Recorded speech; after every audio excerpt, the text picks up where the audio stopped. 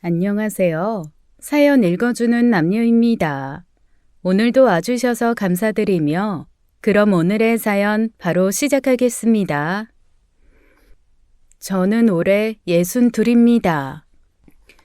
조그만 임대 건물 하나를 가지고 소박하게 살고 있죠. 혼자라고 적적하거나 쓸쓸하진 않아요. 7년 전 세상을 떠난 남편 몫까지 제가 열심히 살아야죠. 자식은 둘입니다. 장가간 아들과 딸이죠.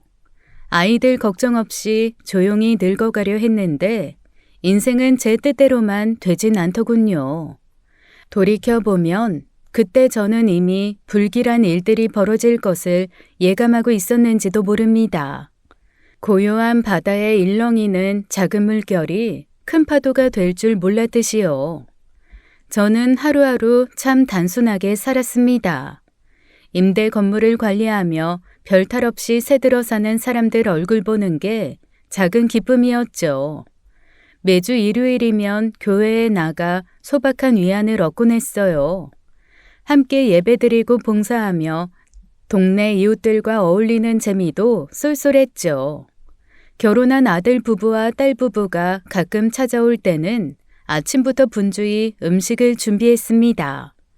맛있게 먹는 모습을 보면 그 자체가 행복이죠. 화려하지는 않아도 잔잔하고 평온한 삶, 그것이면 충분했습니다. 며느리는 저만 보면 언제나 어려운 사정을 털어놓았어요. 제 아들은 벌이가 나쁘지 않은 편이지만 살림이 힘들다는 며느리의 하소연을 듣다 보면 어쩔 수 없이 마음이 흔들렸죠.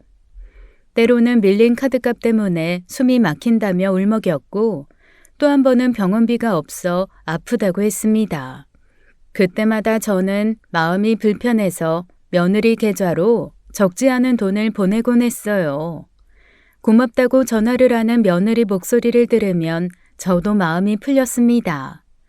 그래, 내가 조금 아껴 쓰고 저 아이들이 잘 지내면 그걸로 됐다 싶었죠.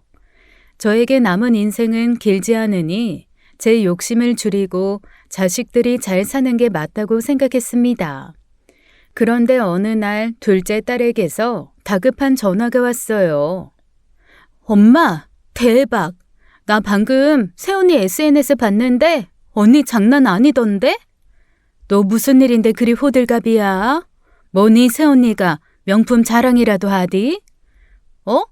어떻게 알았어? 엄마 알고 있었어? 뭐? 예, 당연히 농담이지.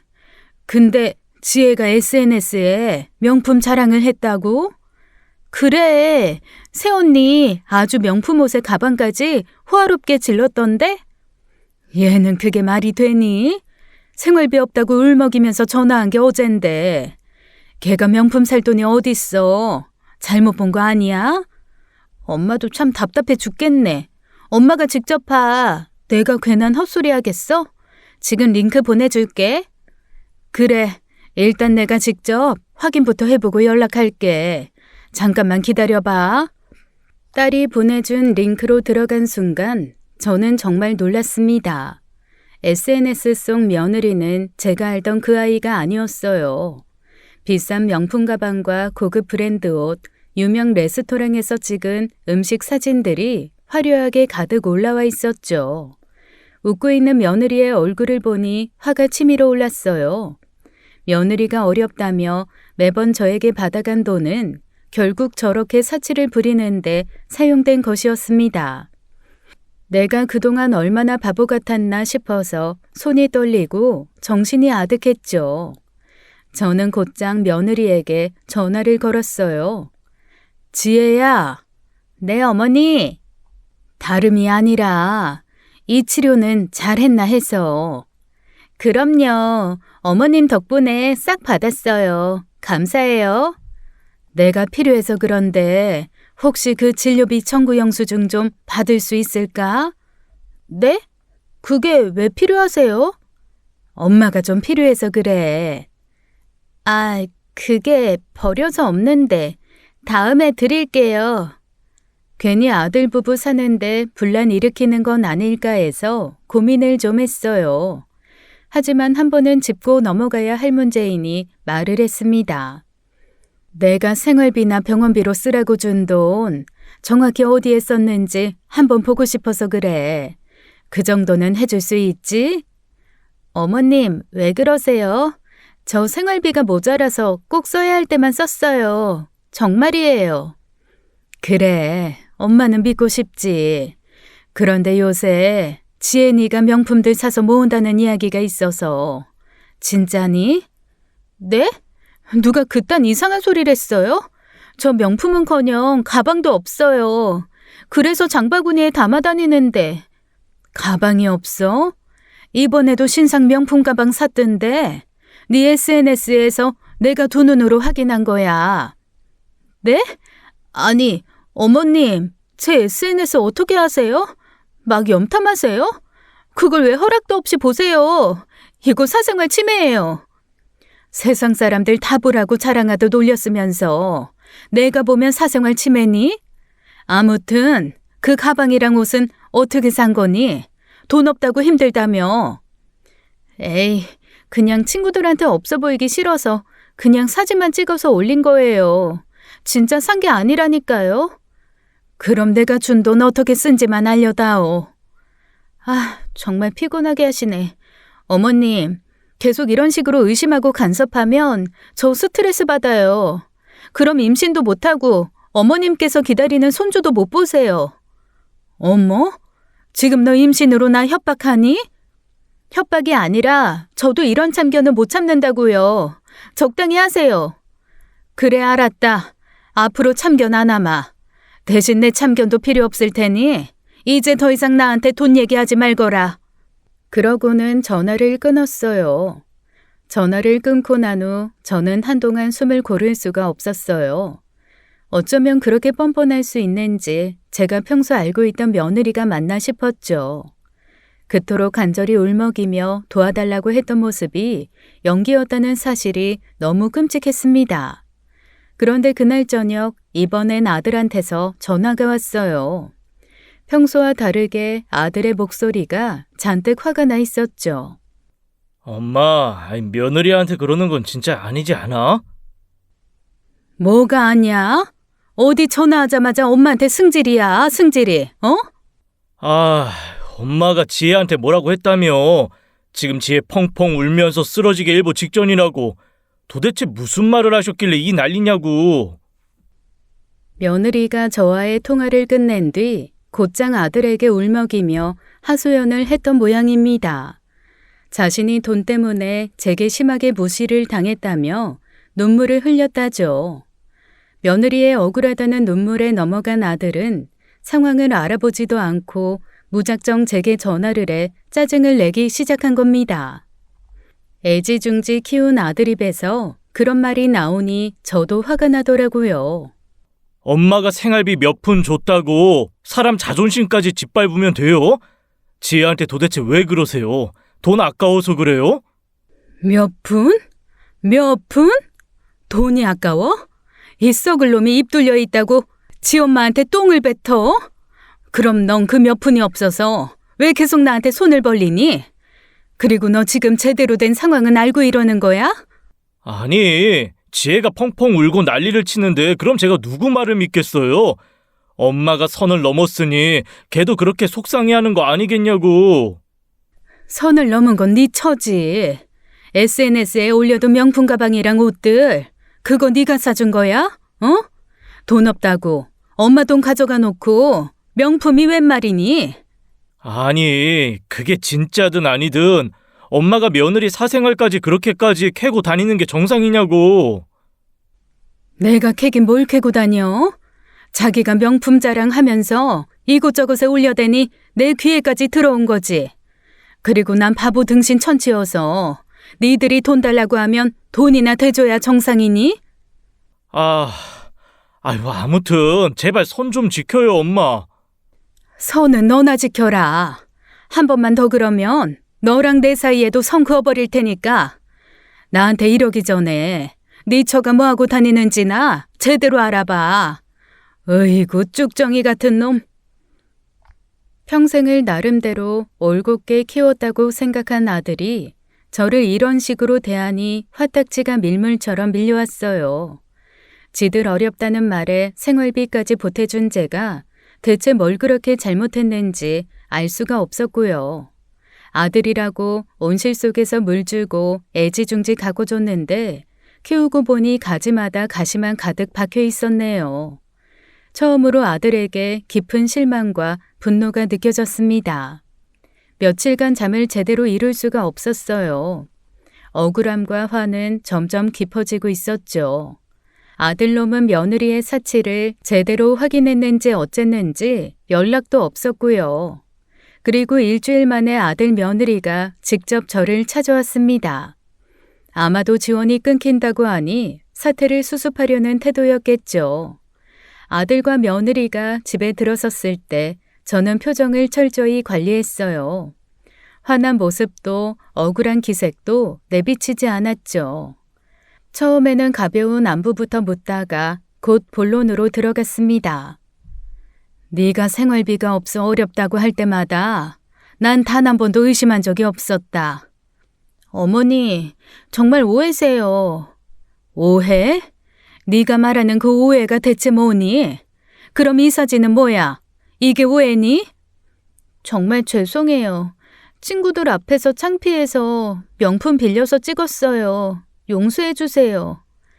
그럼 내가 준 돈 어떻게 썼는지 증명해라. 그럼 네가 사과를 해야 하는지 내가 너한테 사과를 해야 하는지 바로 알겠지. 아니 어머니, 그건 제 사생활인데. 그럼 네 사생활 존중해주면서 난 계속 오해할란다. 앞으론 단 한 푼도 없을 거야. 어머니, 억지 좀 그만 부리세요. 그럼 증명해. 마지막 기회다.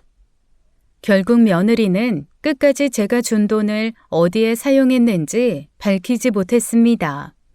그저 아들과 며느리는 무거운 발걸음으로 자기들 집으로 돌아갔죠. 저 역시 마음이 편치 않았지만 이 결정을 절대 바꾸지 않겠다고 다짐했어요. 그런데 며칠이 지나지 않았을 때였어요.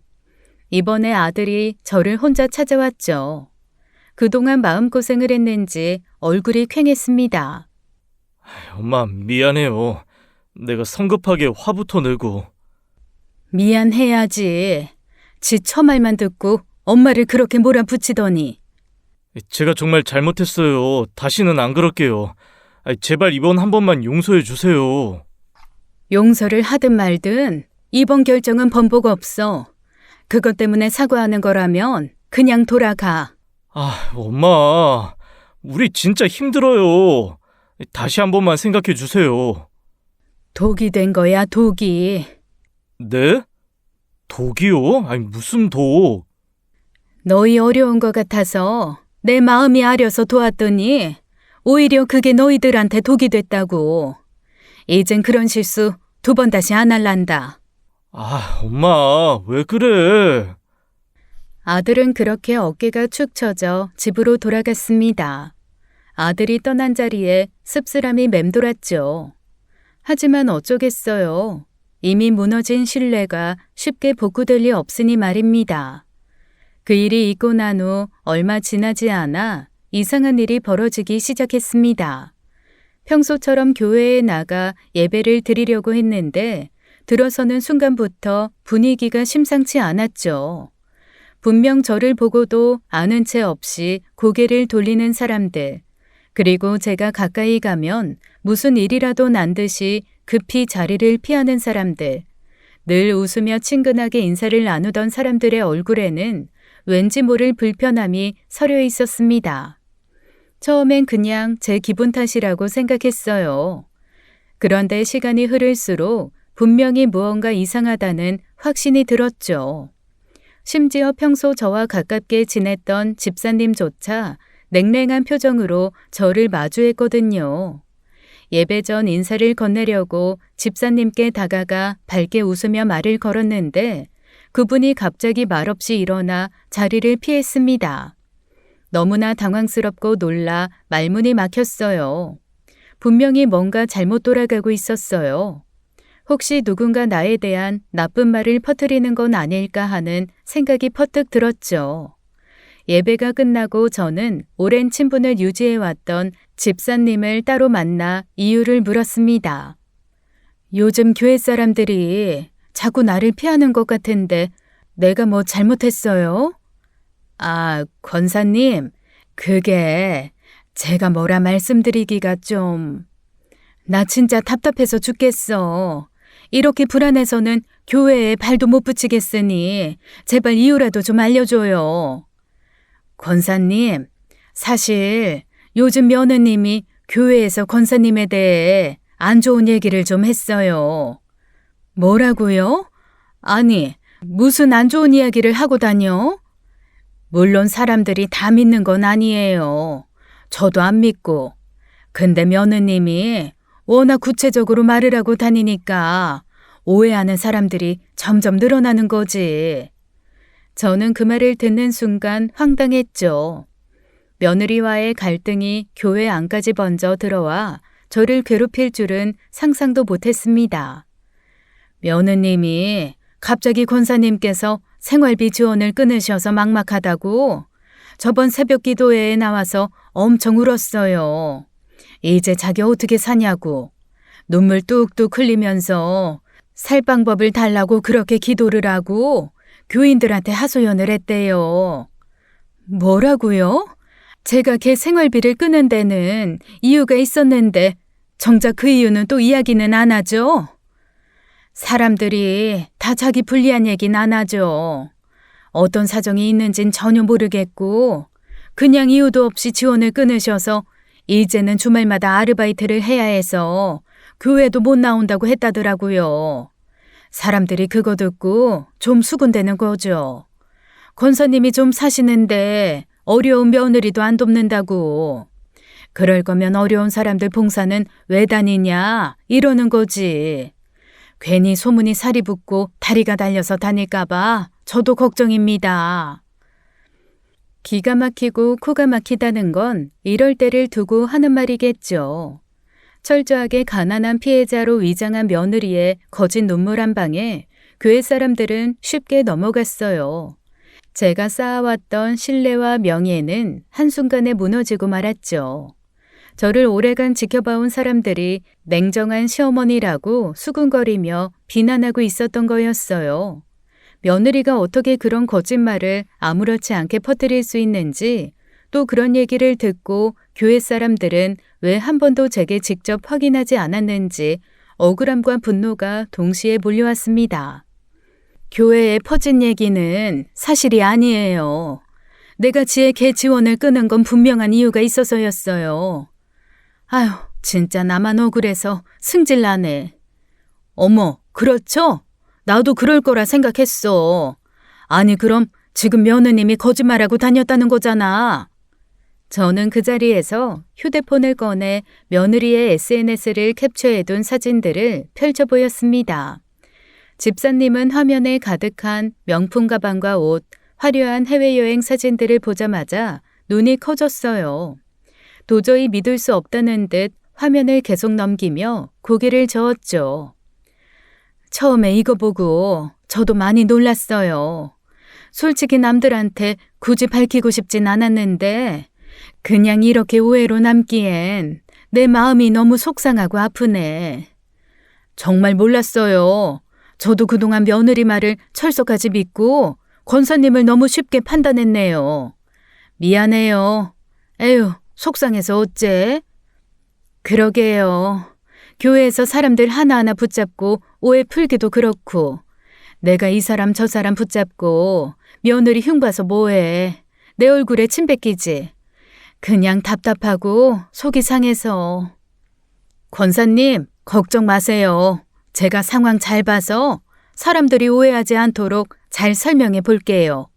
그동안 권사님이 한 게 있는데 여기서 더 오해하면 오해하는 사람들이 나쁜 거지 뭐. 집사님은 곧장 다른 교인들에게 진실을 조심스럽게 알리기 시작했습니다. 처음에 믿지 않던 사람들도 사실을 알게 되고 모두 큰 충격에 빠졌다고 해요. 며느리의 철저한 거짓말에 속아 제게 차갑게 대했던 자신들의 행동을 깊이 부끄러워했다고 했죠. 얼마 지나지 않아 교회 사람들이 제게 하나둘씩 찾아와 사과를 건네기 시작했어요.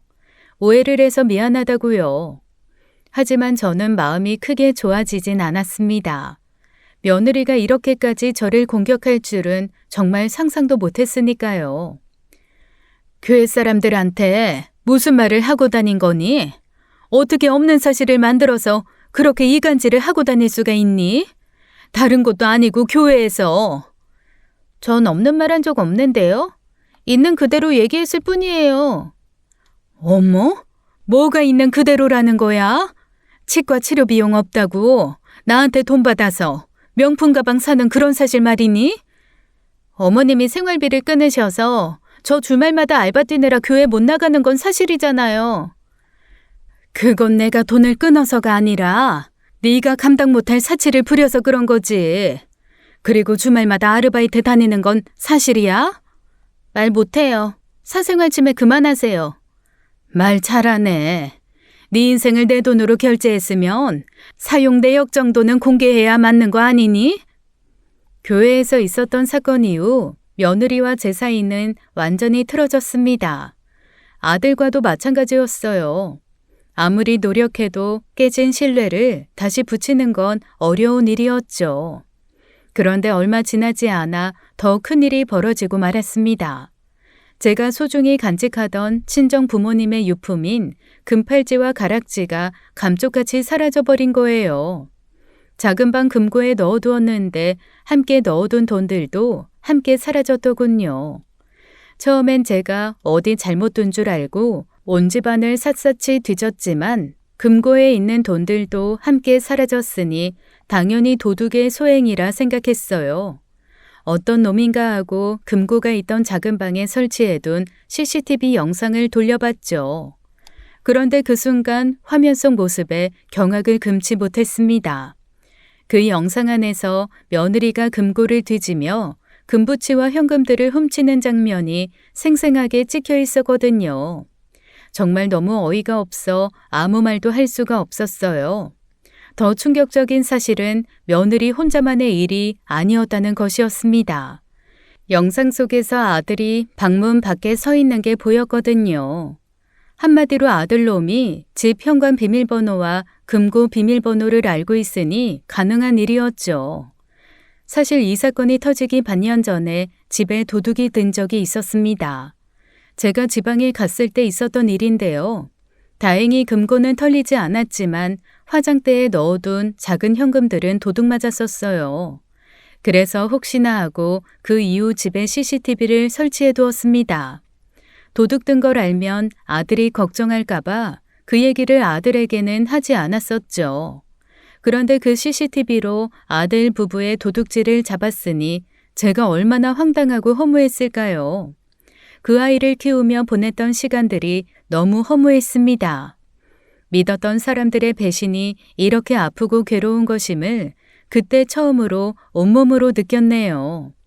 영상 속에서 저를 더욱 고통스럽게 만든 것은 따로 있었습니다.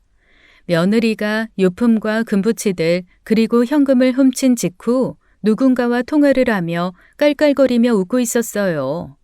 며느리는 저를 두고 조롱하며 비웃고 있었어요. 돈은 많아도 쓸 줄 몰라서 자식들 다 떠나고 금고나 껴안고 사시는 분 있잖아. 딱 우리 시어머니 얘기라니까? 한때는 내 자식처럼 여겼던 며느리에게 이렇게 철저히 배신당했다는 사실이 견딜 수 없이 슬펐습니다. 동시에 얼마나 오랫동안 나를 바보로 알고 속이며 살아왔는지 생각하니 치가 떨렸어요. 억울함과 분노는 더 이상 참을 수 없는 한계를 넘어서고 있었고요. 당장에 경찰을 불러 콩밥을 먹이려다가 일단 한번 참고 이야기를 먼저 들어보기로 했습니다. 제가 아들 부부에게 해줄 수 있는 마지막 자비였어요. 마음을 단단히 다잡고 감정을 철저히 숨긴 채 아들과 며느리를 집으로 불렀습니다. 아들과 며느리가 집에 도착했을 때 저는 태어난 척 차를 내오고 두 사람 앞에 조용히 앉혔어요. 아무 일 없다는 듯 차분하게 대화를 시작했죠. 며칠 전에 집에 도둑이 들었어. 내 부모님 유품이 감쪽같이 사라졌더라. 아무래도 범인 너희가 혹시 알고 있니? 알면 내 얘기 좀 전해달라고. 저희는 전혀 몰라요. 그런 일이 있었는지도 처음 들어요. 나한테 정말 소중한 물건들이라서 그래.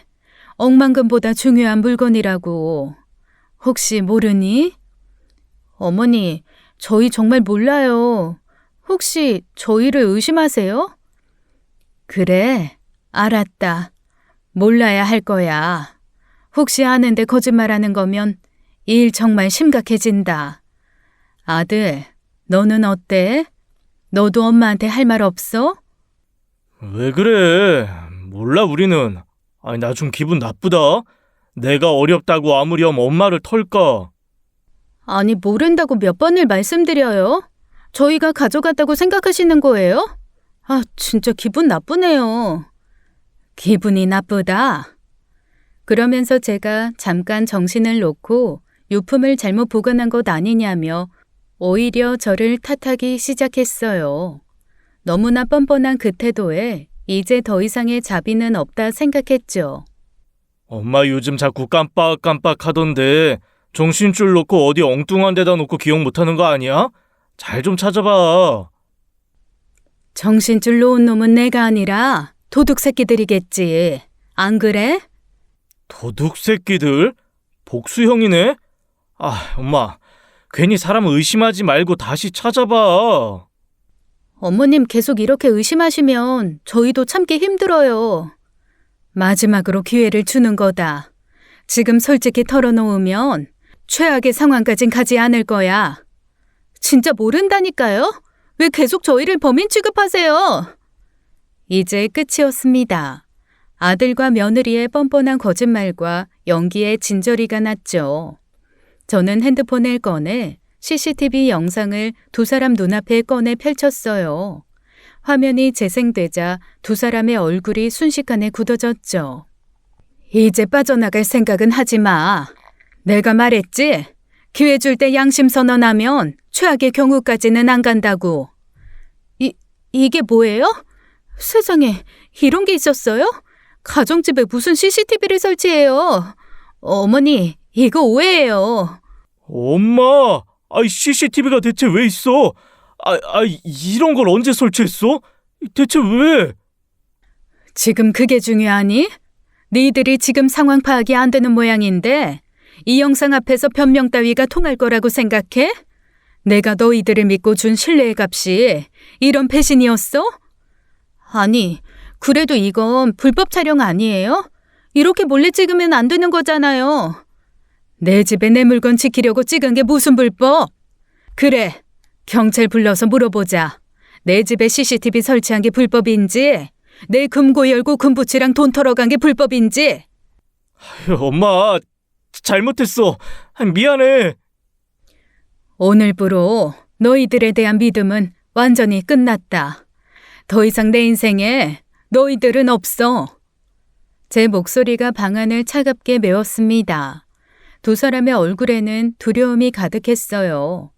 더 이상 어떤 변명도 통하지 않는다는 걸 깨달은 듯했죠. 훔쳐간 내 부모님 유품 당장 가져다 놔라. 지금 당장! 못해요.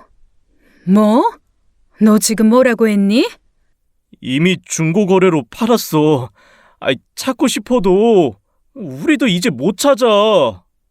남의 물건을 훔친 것도 모자라 팔아 넘기기까지 했다고?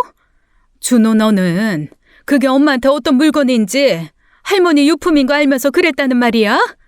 너희들 진짜 사람 맞니? 엄마, 우리도 상황이 이렇게 커질 줄 몰랐어. 일단 좀 진정하세요. 모른 게 아니라 안 걸릴 줄 안 거겠지. 딱 사흘 줄 테니 어떻게든 찾아놔. 못 찾으면 그땐 경찰서에서 만나자. 이미 팔았는데 어떻게 찾아요? 그리고 나도 힘들었다고. 빚 독촉은 계속 오는데 나보고 어쩌라고. 엄마가 그냥 도와줬으면 이런 일도 없잖아. 따지고 보면 내 탓만도 아니야. 그 빚이 나 때문에 생긴 거니? 너희가 감당 못할 명품의 해외여행에 그렇게 사치 부려서 그런 거잖아. 어디서 잘잘못을 우누네 감히. 내 참을성도 여기까지다. 딱 사흘이야. 경찰에 넘겨서라도 네 할머니 유품 반드시 찾아낼 테니까 그렇게 알아라. 어머니, 경찰까지 부르는 건 너무 심한 거 아니에요? 저희 가족이잖아요. 제발 그건 아니잖아요. 니들이 나를 가족으로 생각하긴 했니? 엄마, 경찰에 가봤자 친족 상도례가 있어서 난 처벌 못해요. 지금 당신만 혼자 빠져나갈 생각이야?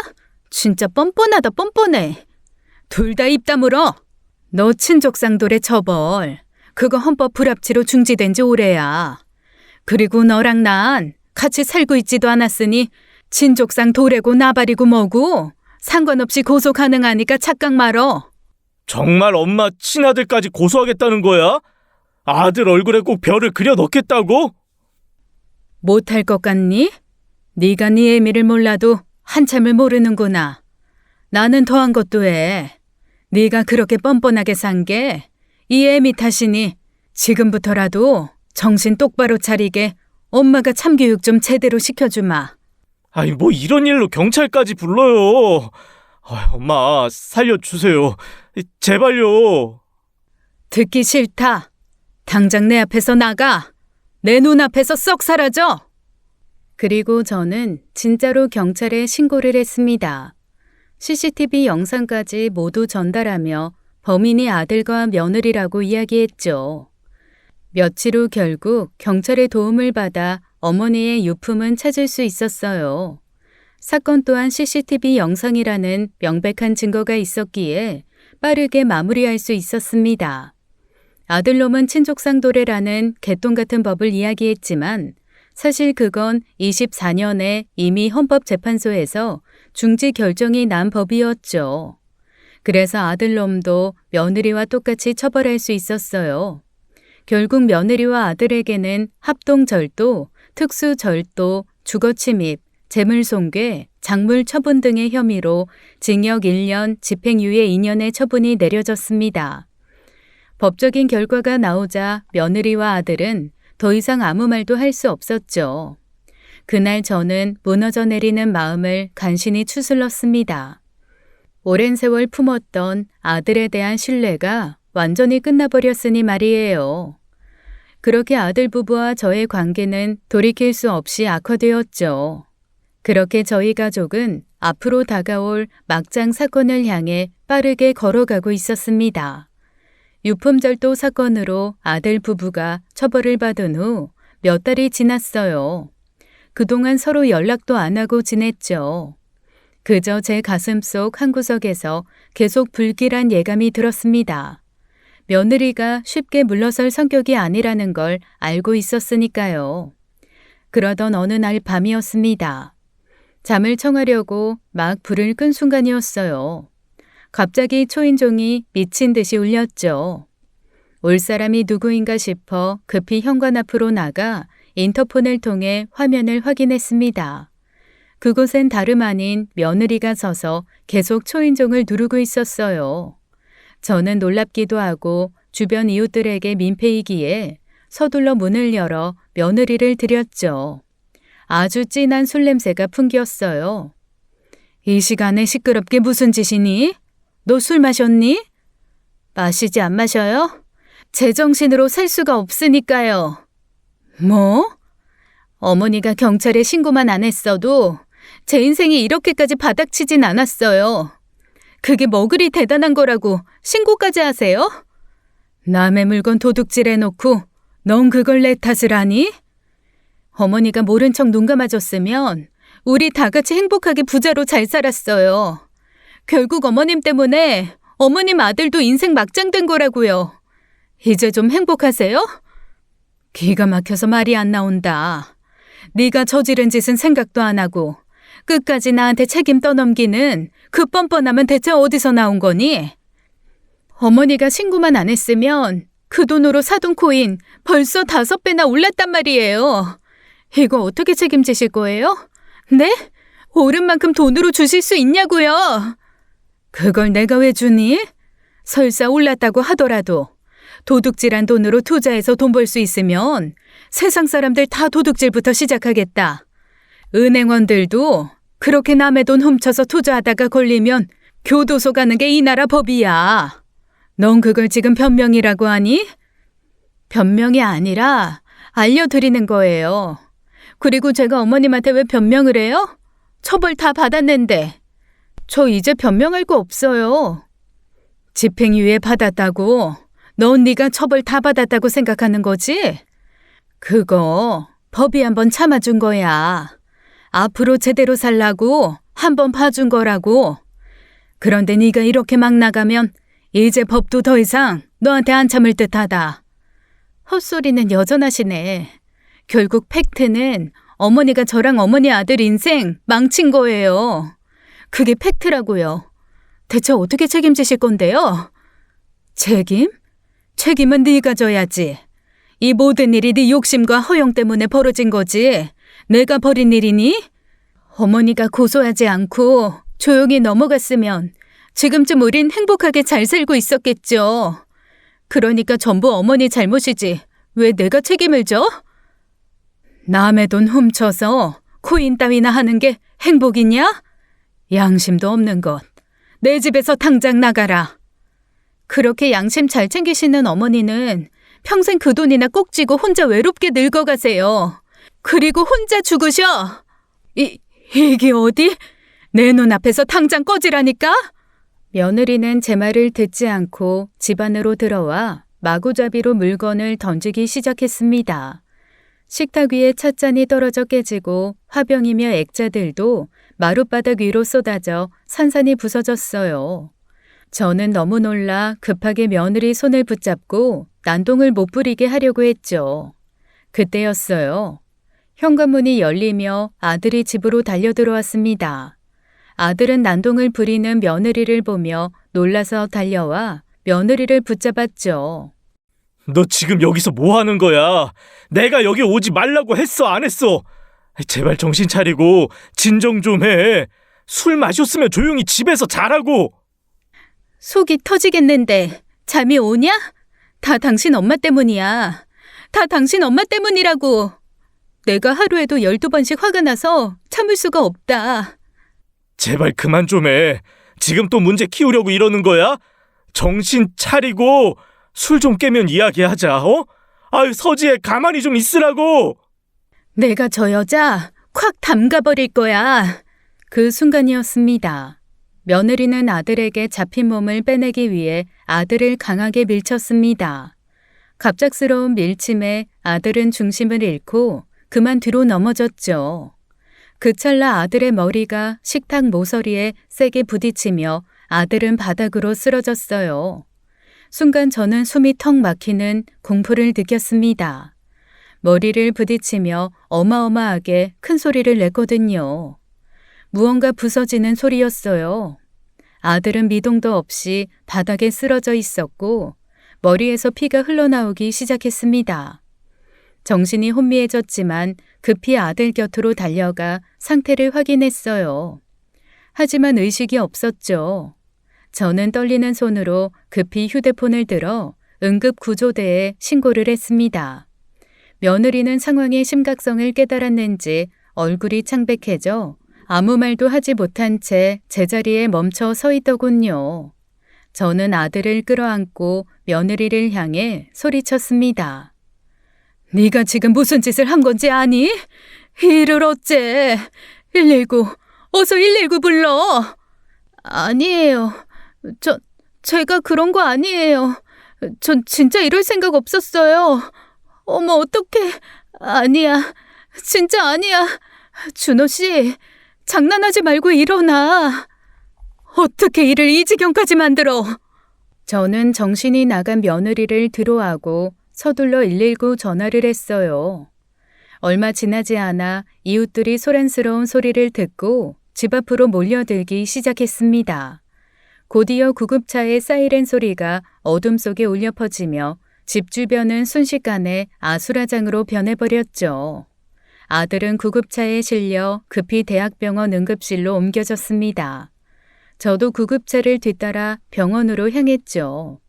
병원 응급실 앞에서 기다리는 동안 시간은 멈춘 듯 더디게 흘러갔어요. 의사는 무거운 표정으로 두개골 골절로 아들이 머리를 심하게 다쳐 상태가 매우 위급하며 당장 수술하지 않으면 위험할 수도 있다고 말했습니다. 아들은 곧바로 긴급 수술실로 옮겨졌어요. 수술은 오래 걸렸고 저는 초조함 속에서 기다릴 수밖에 없었습니다. 그 사이 연락받은 딸 부부가 병원에 달려왔어요. 그동안 거리적으로 멀리 사는 딸에게는 아들 부부의 만행을 알리지 않았어요. 뭐 좋은 일이라고 하나하나 전화해서 떠벌리기도 싫었고요.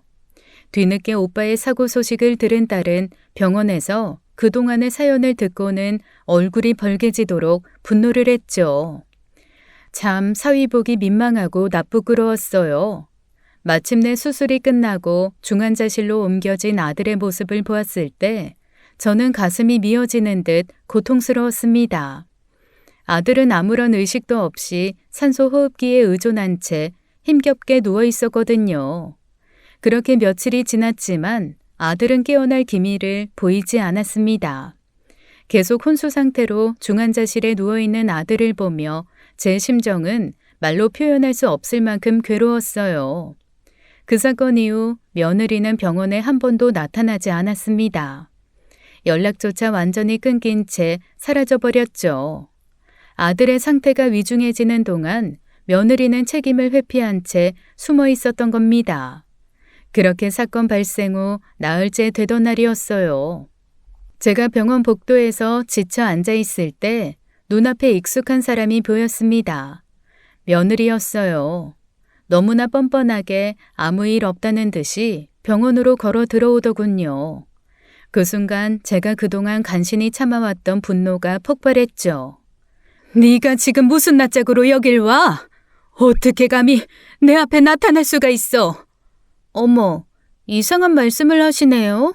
제가 남편 병문안을 오면 안 될 이유라도 있나요? 그것보다 어머님이 여기로 오시면 안 되죠. 어머니가 자기 아들 밀쳐서 다치게 한 거 아닌가요? 무슨 낯짝으로 여기로 와요? 뭐라고? 지금 네가 내 앞에서 그런 뻔뻔한 거짓말을 해? 넌 정말 하늘이 무섭지도 않니? 뻔뻔하긴요. 제가 아니라 어머니가 밀쳐서 남편이 다친 거잖아요. 어머님이 뻔뻔하죠. 어디서 그런 거짓말을 하세요? 하늘이 안 무서우세요? 아무리 잘못을 했어도 자식한테 그렇게 심하게 하시면 안 되죠. 내가 내 자식을 밀어서 다치게 했다고? 그렇게 말도 안 되는 소리를 하다니 너 정말 사람이 맞긴 한 거니? 이 모든 일 결국 어머니가 자초하신 거예요. 그러니까 이젠 각오 제대로 하시는 게 좋을 거예요. 며느리의 어처구니 없는 거짓말에 저는 극도의 분노를 느꼈습니다. 그런데 며느리는 한술 더 떠 경찰에 허위 신고까지 했어요. 자신의 폭행으로 아들이 쓰러졌는데 그 죄를 저에게 뒤집어 씌우려고요. 잠시 후 병원에 경찰이 도착했고 저는 어처구니 없게도 폭행 혐의로 경찰서에서 조사를 받아야 했습니다. 너무나 기가 막힌 상황이라 말이 나오지 않았어요. 제 결백을 강하게 주장했지만 증거가 없었죠. 집에 있던 CCTV도 금고가 있던 작은 방을 찍고 있었기에 사고가 일어난 거실에는 아무것도 없었어요. 저와 며느리 모두의 진술이 엇갈리자 경찰 수사는 결론을 내지 못했습니다. 허위 신고로 인해 제가 무고하게 경찰서에서 조사를 받게 되자 저는 이루 말할 수 없는 분노와 정신적 고통에 빠졌어요. 경찰서에서 돌아오는 길, 저는 인생에서 한 번도 느껴보지 못한 모욕감과 참담함을 느꼈습니다. 평생 키운 아들은 자기 엄마 집을 도둑질하다가 중환자실에서 사경을 헤매고 있고 며느리는 저를 가해자로 몰아 경찰서 조사까지 받게 하다니요. 참 인생 별거 없구나 싶었어요. 모든 것이 무너지고 남은 폐허 속에 홀로 서 있는 기분이었습니다. 그렇게 하루하루가 지날수록 정신적 압박과 스트레스가 극에 달했고 몸 상태도 급속히 나빠졌죠. 음식도 제대로 넘어가지 않았습니다. 그러다 결국 어느 날 일이 터지고 말았어요. 그날 밤 갑자기 가슴에 심한 통증이 느껴졌습니다. 마치 심장에 송곳이 박히는 듯한 고통이었어요. 처음엔 순간적으로 지나가는 증상이겠지 생각했지만 점점 숨쉬기 힘들고 다리가 풀리기 시작했죠. 그 순간 눈앞이 깜깜해지더니 저는 그대로 바닥에 쓰러지고 말았습니다. 정신이 희미해지며 이대로 죽는 건가 싶은 두려움이 온몸을 덮쳤죠. 얼마나 시간이 흘렀을까요? 어디선가 희미한 소리가 들렸습니다. 딸의 목소리였어요. 어지러웠지만 간신히 눈을 뜨자 딸과 사위가 놀란 얼굴로 저를 바라보고 있었어요. 엄마, 이제 정신이 들어? 다행이다. 우리가 얼마나 놀랐는지 몰라. 정말 다행이야. 내가 여기가 어디야? 대체 무슨 일이 일어난 거니? 장모님, 저희가 집에 들어갔더니 장모님이 바닥에 정신을 잃고 누워 계셨어요. 몸은 좀 어떠세요? 괜찮으세요? 정신을 차려보니 저는 병원의 응급실 침대 위였어요. 가슴에는 여러 의료기기들이 달려 있었고 숨을 쉬는 것조차 쉽지 않았죠. 담당 의사는 급성 심근경색으로 긴급 수술을 마쳤고 조금만 늦었으면 생명이 위태로웠을 거라고 했습니다. 순간 가슴이 철렁 내려앉았어요. 알고 보니 딸과 사위가 저를 발견해 제가 살 수 있었던 것이었습니다. 딸과 사위가 아니었다면 저는 이미 이 세상 사람이 아니었을 거라더군요. 의사가요. 딸 부부가 그날 저를 찾아온 것도 우연은 아니었죠. 아들 사건 이후 제가 걱정된 딸 부부가 왠지 모르게 불안한 마음에 저희 동네로 왔다고 하더라고요. 집 근처에 와서도 제가 연락을 받지 않자 딸이 급히 집으로 찾아온 거였죠. 이상한 불안한 마음이 들었었대요. 그게 저를 살린 셈이었습니다. 그러던 어느 날이었어요. 병원 침대에 누워 멍하니 천장을 바라보던 저는 담당 간호사의 목소리에 정신이 들었습니다. 혼수 상태였던 아들이 조금 전 드디어 의식을 되찾았다는 소식이었어요. 순간 심장이 쿵쾅거리고 머릿속이 아득해졌습니다. 저는 옆에 앉아있던 딸에게 서둘러 말했어요. 지금 당장 아들을 보러 가야겠다고요. 딸은 어이가 없다는 표정으로 절 바라보았습니다. 엄마, 지금 상황이 어떤데? 뭐가 그렇게 예쁘다고 오빠 얼굴을 보러 가겠다는 거야. 나중에 오빠가 오라고 해. 그래도 아들이잖니. 직접 가서 괜찮은지 봐야겠고, 그리고 꼭 물어볼 말도 있어. 엄마는 의사 선생님 말 못 들었어? 당분간 꼼짝 말고 누워 계셔야 한다잖아. 오빠 보러 가는 건 의사 허락받고 가. 제발. 나 좀 그만 좀 속상하게 만들어. 결국 저는 딸의 고집에 2일이 지나 간신히 아들 병실에 가볼 수 있었습니다. 아들의 병실 앞에 도착했을 때 마침 경찰관 2명이 마침 방문 조사를 진행하려고 들어가는 참이었어요. 저는 그 상황을 지켜보았죠. 사건 당일 상황 기억하십니까? 머리를 다치셨다고. 괜찮습니다. 대부분 다 기억합니다. 당시 상황을 가능한 정확히 진술해 주십시오. 분명히 기억하는데 제가 다친 건 어머니 때문이 아니라 아내 때문입니다. 그게 무슨 말씀이십니까? 아내분과의 진술이 달라서 그런데 다시 한번 정확히 어떤 상황이었는지 설명해 주시겠어요? 제 아내가 어머니한테 폭언을 퍼부으면서 폭력을 행사하려고 했어요. 그래서 제가 아내를 말리다 아내한테 밀쳐지면서 다친 겁니다. 분명히 말씀드립니다. 그럼 지금 하신 말씀은 모두 사실이고 며느리분이 했던 기존 진술이 거짓이라는 게 맞습니까? 네, 맞습니다. 이게 정확한 사실입니다. 지금까지 제가 겪었던 억울함이 마침내 진실로 밝혀진 순간이었죠. 그동안 며느리가 경찰과 사람들에게 퍼뜨렸던 거짓말이 한순간에 무너지는 것을 확인하고 나니 저도 모르게 눈물이 핑 돌았습니다. 그렇게 야속하던 아들이었지만 그래도 진실은 말해주는구나 싶었고요. 경찰관들은 아들의 진술을 바탕으로 사건을 다시 조사하겠다고 하고는 자리를 떠났죠. 그 직후 딸이 아들 병실로 씩씩거리며 쳐들어갔어요. 오빠, 어떻게 사람이 돼서 엄마 집을 털 생각까지 해? 미쳤어? 내가 정말 잘못했어. 전부 내 탓이야. 변명할 여지도 없어. 오빠 욕심 때문에 엄마가 목숨까지 잃을 뻔한 거 알아? 어떻게 그럴 수가 있어? 그땐 그냥 어머니가 날 이해해주지 않는다고만 생각했어. 정말 내가 미쳤었나 봐. 후회돼서 미치겠다. 이제 다시는 엄마 앞에 나타나지 마.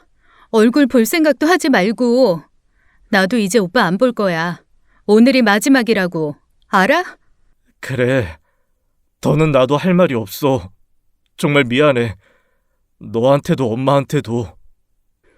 이후 사건은 처음부터 다시 조사가 시작되었어요. 며느리는 경찰서에서 재조사를 받으면서도 끝까지 거짓 주장을 굽히지 않았죠. 오히려 자신이 아니라 제가 폭력을 휘둘렀다고 뻔뻔하게 진술하며 제가 아들과 짜고서 거짓말하는 거라고 했습니다. 끝까지 저를 가해자로 몰아갔죠. 하지만 결국 결정적인 증거는 아들의 진술이었어요. 아들은 의식을 회복한 후 경찰 앞에서 사고 당시의 상황을 일관되고 분명하게 증언했습니다. 며느리가 저에게 폭력을 가하려 했고 이를 말리다가 자신이 크게 다쳤다는 사실을 뚜렷하게 밝혀주었죠. 아들의 진술이 결정적 증거로 채택되면서 수사는 급물살을 탔습니다. 며느리는 곧장 중상해죄와 무고죄로 기소되었죠. 그동안 자신이 한 행동에 대한 반성도 없이 무고한 저를 가해자로 몰아 책임을 전가하고 피해자인 남편에게도 심각한 신체적 피해를 입힌 점이 강력한 가중처벌 요소로 작용했어요. 무엇보다도 과거 저희 집에 들어와 제 유품을 몰래 훔쳤던 절도 사건으로 이미 집행유예를 받고 있었기에 이 사건까지 더해져 더욱 무거운 처벌이 내려지게 되었습니다. 재판 과정에서 며느리는 처음부터 끝까지 억울하다고 주장했어요. 판사 앞에서도 뻔뻔하게 거짓말을 했죠. 하지만 재판부는 그 주장을 믿지 않았어요. 결국 며느리는 징역 3년이라는 무거운 실형을 선고받았죠. 내가 이렇게 망가진 거 다 당신 때문이잖아.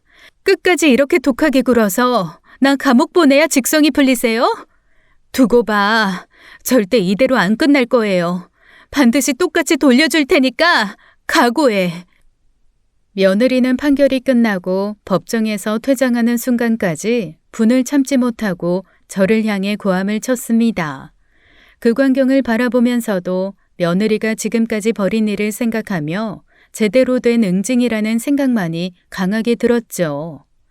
평생 쌓아 올린 둑을 허물고 들어온 거센 물살이 마침내 다시 제자리로 돌아가는 것을 보는 기분이었어요. 며느리는 자기가 저지른 행동의 결과를 받는 것뿐이니까요. 그 후로도 저는 병원에서의 생활을 이어갔습니다. 다행히도 아들의 상태가 점점 나아지고 있다는 소식이 들려왔죠. 여전히 아들에게 배신당한 상처와 분노가 있었지만 그래도 아들이 깨어나 회복 중이라는 사실에 마음은 놓이더라고요. 하루는 간호사가 아들이 저를 보고 싶어 한다고 했습니다. 잠시 망설였지만 결국 아들의 병실로 갔어요. 아들이 저를 보며 눈물을 흘렸습니다. 엄마, 내가 너무 잘못했어. 엄마 마음을 아프게 하고 큰 상처만 줘서 정말 미안해요. 진작 정신 차리지 못한 날 용서해줘요. 이제 와서 네가 그러니 마음이 더 아프구나. 하지만 엄마도 아직은 네가 준 상처가 너무 깊어서 쉽게 용서하긴 힘들 것 같아. 내가 어머니 말보다 아내 말을 믿고 어머니를 지켜드리지 못한 게 평생의 한이 될 것 같아요. 정말 죄송해요, 엄마. 그동안 받은 상처가 너무 컸기에 완전히 용서하기는 쉽지 않았어요. 무엇보다 아들을 위해서라도 쉽게 용서해주는 것은 안 될 일이었죠. 아들도 저의 마음을 이해한 듯 고개를 숙였습니다. 그 후 아들은 병원에 있는 동안에도 며느리를 상대로 이혼 소송 절차를 진행했어요. 변호사를 통해 신속히 이루어졌죠. 이미 며느리는 구속되어 있었기 때문에 이혼 절차는 생각보다 빠르게 처리되었어요. 그렇게 아들은 며느리와도 이혼을 했죠. 모든 사건이 마무리되고 저는 퇴원을 하여 제 집으로 돌아와 홀로 지내기 시작했습니다.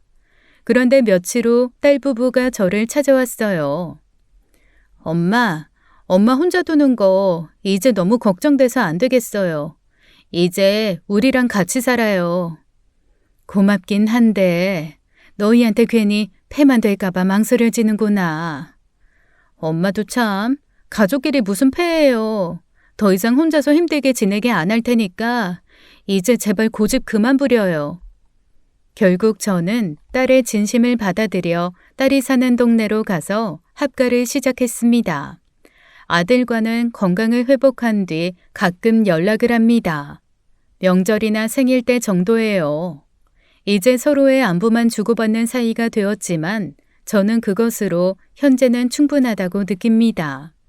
이번 사건을 겪으며 저는 가족 간의 신중함과 지혜가 얼마나 중요한지 뼈저리게 깨달았어요. 서두르지 않고 천천히 징검다리를 건너듯 이제 저는 가족이란 관계에서 더욱 조심하고 현명하게 살아야겠다고 깊은 성찰을 하게 되었습니다. 이제 저는 과거에 더 이상 얽매이지 않기로 했어요. 남은 인생 제 자신을 최우선으로 여기고 자유롭고 건강한 노년을 보내리라 굳게 결심했습니다. 지금까지 사연 읽어주는 남녀였습니다. 끝까지 시청해주신 여러분 감사드리며 저희는 다음 사연으로 돌아올게요. 감사합니다.